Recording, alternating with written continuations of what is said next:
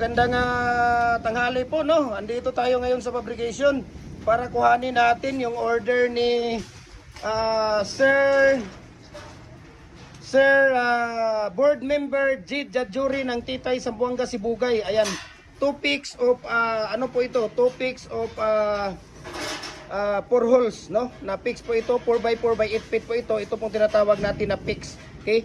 Picks po yan na 4x4 by 8 feet na pins concrete post molder or dragon fruit post molder natin. Ito po ay picks, tinatawag na picks dahil hindi siya matatanggal at hindi siya mababaklas. Okay? So para po ito sa kay Sir Jid Jadjuri ng Titay Zamboanga Sibugay, no? 2 sets of 4 holes po ito, no? Ayan, so mayroon pa dito yung dalawa. So mayroon pa nga dalawa dito. Naku, bagyo. Kung kailan ako pumunta dito sa nagbagyo lang yato. Ano bang nangyari dito, Kuya Mimir? Ha? Kung kailan ako pumunta dito sa nagbagyo. Bakit ano yan? Gamit na yan, Kuya? Testing lang yan? Ayan pala, nandito si Kuya Ri. Parang si Kuya Ri na lang dito ngayon yung pangmalakasan ni Kuya Mimir. Si Kuya Ri na lang dito yung pangmalakasan ni yan po ay ginagawa niya halog na po yan. Bakit nagka-brand out dito? Huwag naman kayong ganon Kung kailan ako pumunta dito, saka pa kayo mag-brand out.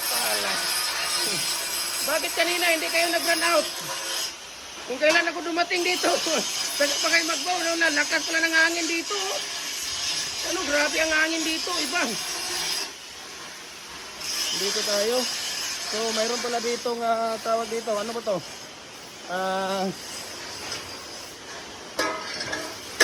Okay.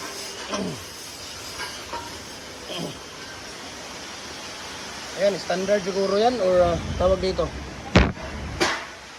Standard yan or commercial. Natin dito. Yung isa ay size na standard yan. Naku, ang lakas ng ano dito? Lakas ng ang lakas ng tawag dito.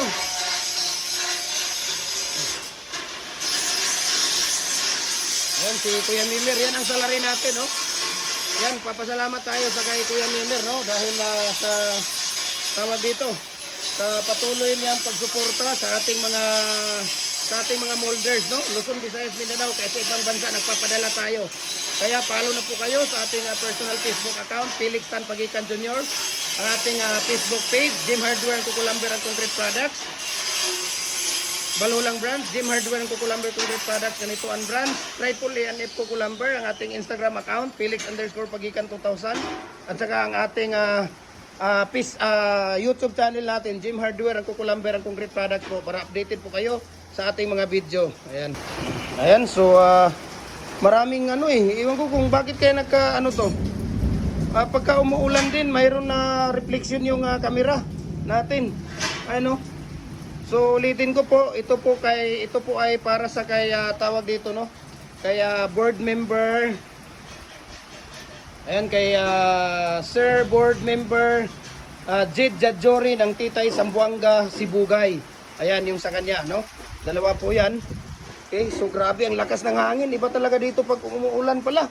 Ang lakas ng tingnan ninyo. Uwi pa ako. Ang lakas.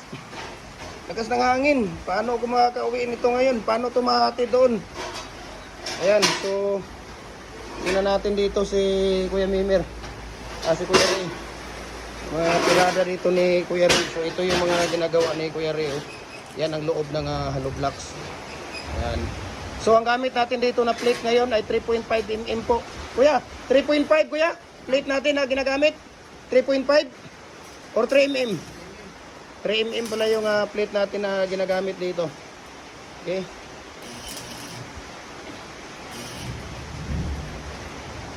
So ayan si Kuya Rino, gumagawa ng hollow blocks dito. Ayan. Ng hollow blocks dito. So busy talaga ang ating fabrication, kaya minsan 3 to 4 weeks ang ating fabrication time dahil sa flooded ng orders natin, no? Si Kuya Mimir nga hindi nga tumatanggap ng mga order na natin ngayon. So minsan kukuha tayo 2 to 3 weeks. Ayan. 2 to 3 weeks to po ay commercial standard po ito, no? Tapos ayan na nga yung ating fix natin na tawag dito pins concrete post or dragon fruit post natin. So pwede ka na gumawa dito ng 4 feet, 5 feet, 6 feet hanggang 8 feet po. Okay? So maraming salamat and God bless po sa ating lahat.